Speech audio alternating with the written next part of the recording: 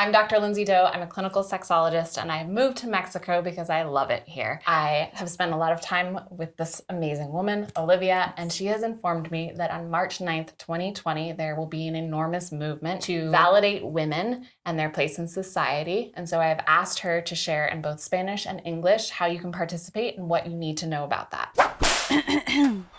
Entonces, el 9 de marzo 2020 estamos todas las mujeres en ausencia. Vamos a estar ausentes de nuestros trabajos, ausentes de nuestras responsabilidades familiares, porque es una representación de qué pasaría si yo no llego a casa. Es una huelga pacífica, silenciosa, es una protesta, es todas las mujeres de México negándose a operar en el mundo de México, negándose, eso significa cero internet, apagas el data de tu celular, o sea, no vas al trabajo, no vas a la escuela, no mandas el email que tienes que mandar, no llegas a la presentación que tienes que hacer como actriz, no llegas a tu trabajo como noticiera, no llegas a trabajar como doctora, no llegas a tu trabajo. Realmente es no operar, no funcionar como mujeres para hacer el simbolismo de, a ver, México, ¿qué pasa cuando nos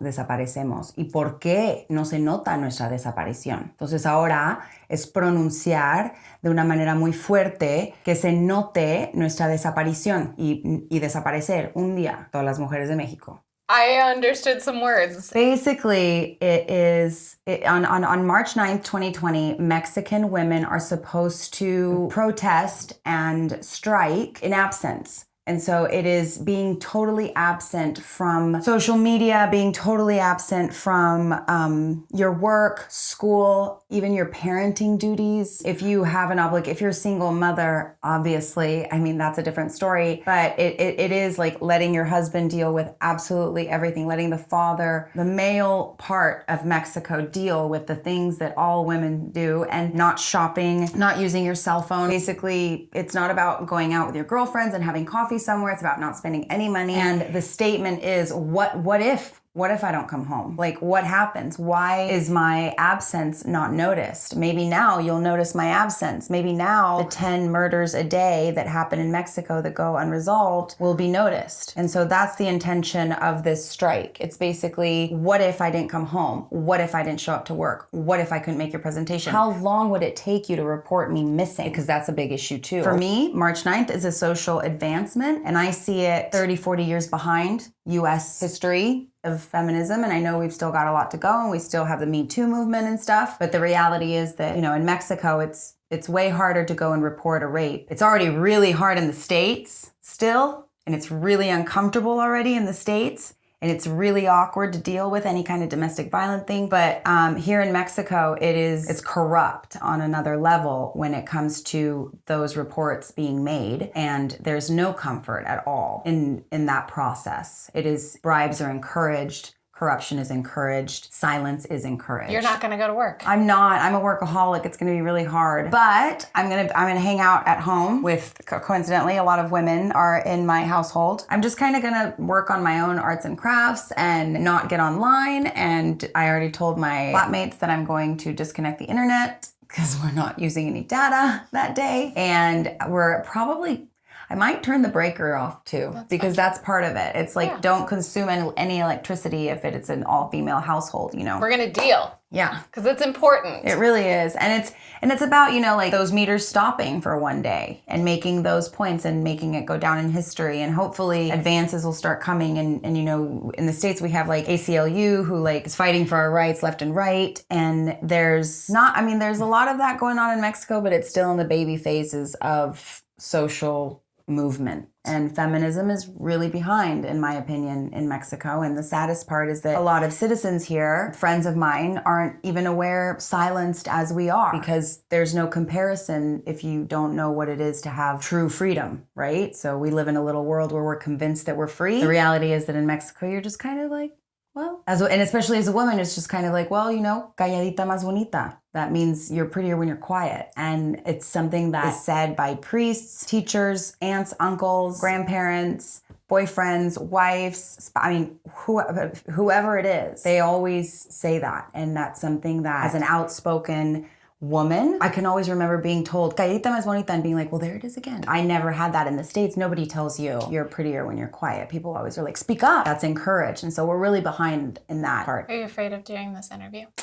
I mean, yeah, there totally is fear. I would say that like we had a conversation of like, I'm backing out of it. Like a couple friends told me like, maybe you shouldn't do it. Maybe you should cover your face. Like maybe you should ask for it to be uploaded from a different IP address. I mean, yeah, it's concern. And somehow I always find myself in these activism type places being outspoken because you're amazing. Oh, thank you. It's if you're not, my dad has this saying and he says, if you're not afraid, you don't understand the problem. And so like, I understand the problem and there is fear. I guess it's okay. I mean, being afraid is appropriate. So yeah, I mean like, am I afraid of doing this interview? Yeah. Do I think there's going to be immediate consequences? No. But you're doing it because it's important. It is important. And thanks for the voice. No, it's amazing. Or the megaphone. It's upsetting to me that is going on. The feminicide, I think you were calling it. What's the word in Spanish? Feminicidio. Feminicidio. Which is like, it's homicide of women. Homicide of women. And that is part of the culture here. And so women as a unified group are rebelling. Yes. In absence. So this summer we had a lot of marches, a lot of protests, a lot of really crazy stuff happened during those protests with a few of the statue monuments that we have in Mexico City. And it got really ugly, but it was really weird because even my friends, instead of being like, oh, wow, you know, here's feminism coming, you know, and like knowing history and being aware that it's happened in other nations, they started calling us, oh God, so annoying. I get so mad about this. Feminazis. Dudes, like they're so behind. And I guess I feel sorry for us as a group of women, and I know that there's going to be a lot of Mexican women. Pero la verdad es que yo soy mexicana, entonces a mí me toca también poder decir las cosas. I'm just saying like I'm Mexican, I get to say this. I guess you don't know that you're silenced unless you have something to say. And so as a woman that always has something to say, you pick up a lot on that like, whoa, what do you mean? This means frustrated in sign language. And like now that I've learned that, like this is basically like the way I feel in the feminist movement in Mexico, because you're just baffled by what men that are your friends say. All of the security in the world in the middle of a conversation. And you're just like, and then you're conflictive. So like I've always been labeled in my life here as conflictiva. I'll challenge all those things. Like the connotation that feminism has in Mexico, men have done such a good job of making it be like, oh, those, it's a witch hunt. Even when there's a conference held about feminicidios and that's the topic and the president is addressing it, there is then a conversation about how they'll ask questions like, well, what about all of these women who are disappearing and stuff? And he's like, well, we have a meeting every morning from 6 to 7 a.m. and we're discussing the violence in Mexico. We're discussing it as a topic. There's hate crimes, you know, based on religion specifically. There's hate crimes in Mexico based on women specifically. That's not being looked at when you're looking at violence in general. So it's just like this, there's no advancement. There's no acknowledgement of the problem as it is. It's 30, 40 years behind. So we're doing March 9th.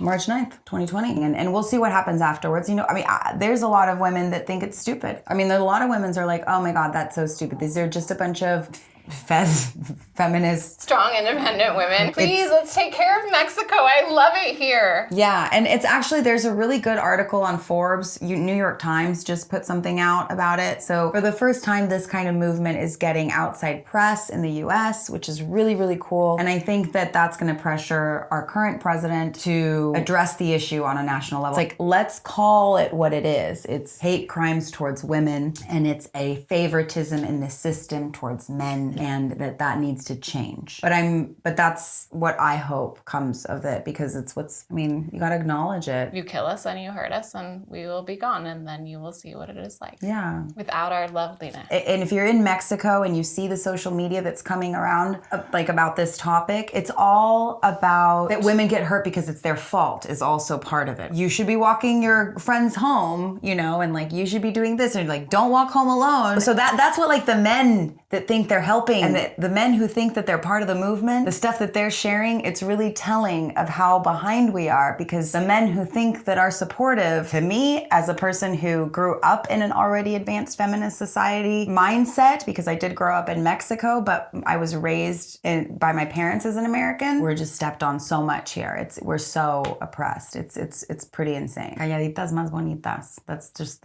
it's the meanest thing I've ever been told. What's the opposite for frustration? Like when you relieve it. This is it. Turning this into a thing now. Okay, so March 9th, 2020. If you can, anywhere in the world, I believe you can participate. Yeah, so stay curious. Thank you, Olivia, You're for welcome. Thank all you, of Lindsay. this. Thank you.